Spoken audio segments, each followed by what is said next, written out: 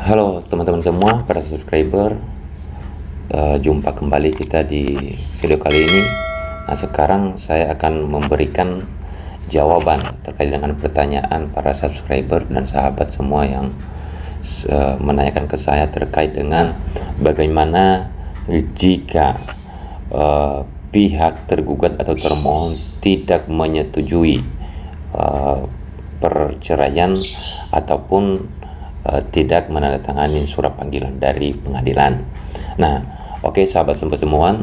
Jadi yang pertama kita ketahui bahwa di dalam kompilasi hukum Islam yang khususnya yang Muslim dan yang khusus non Muslim adalah di dalam Undang-Undang Perkawinan nomor 1 tahun 1974 tidak ada alasan ataupun menjadi dasar atau menjadi fundamental untuk mengajukan perceraian tanpa persetujuan dari pihak tergugat ataupun di pihak termohon. Nah, sahabat-sahabat semua, yang perlu ketahui pertama adalah ketika menjadi termohon adalah di situ posisinya sebagai adalah suami, namanya itu adalah cerai talak. Dan yang kedua, jika tergugat artinya si istri yang mengajukan cerai ke terhadap suami, nah namanya itu gugatan cerai. Nah, sahabat-sahabat semua, jika tidak ada persetujuan dari pihak tergugat atau termohon, maka berdasarkan yang saya jelaskan tadi, maka tidak menjadi suatu kendala karena tidak ada satupun alasan di dalam undang-undang yang menyatakan bahwa perceraian tanpa persetujuan maka tidak bisa diperiksa oleh pengadilan melalui hakim yang ditunjuk yang memeriksa, mengadili dan memutus itu perkara.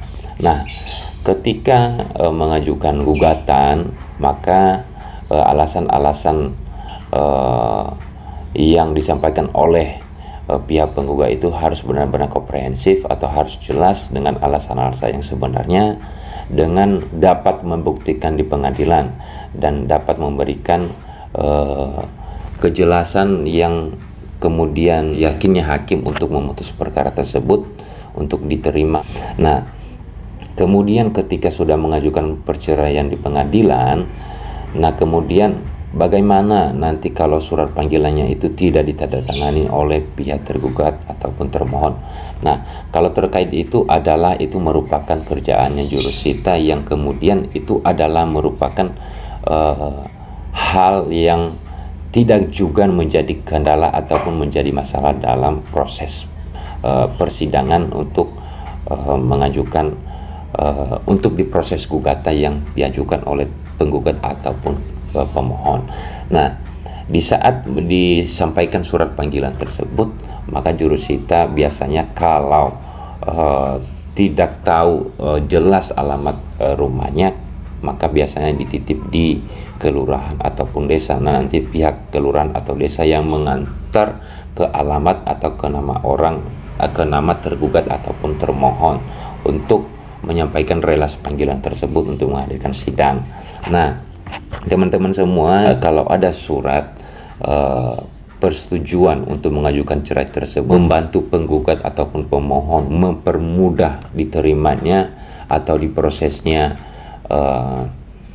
gugatan ataupun permohonan yang diajukan ke pengadilan. Jadi bukan merupakan alasan ketika contohnya gugatan tersebut tidak disetujui oleh pihak tergugat atau termohon. Nah, teman-teman semua, yang perlu diketahui di sini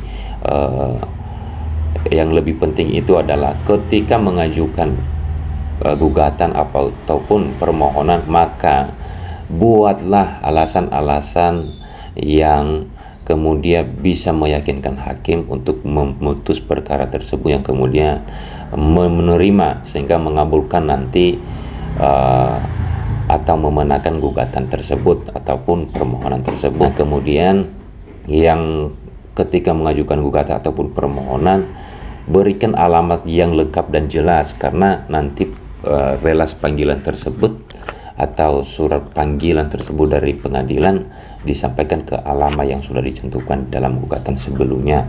Nah, teman-teman semua, itu kira-kira jawaban dari saya. Semoga bermanfaat. Jika merasa bermanfaat, silakan untuk dibagikan, dan sampai jumpa kembali.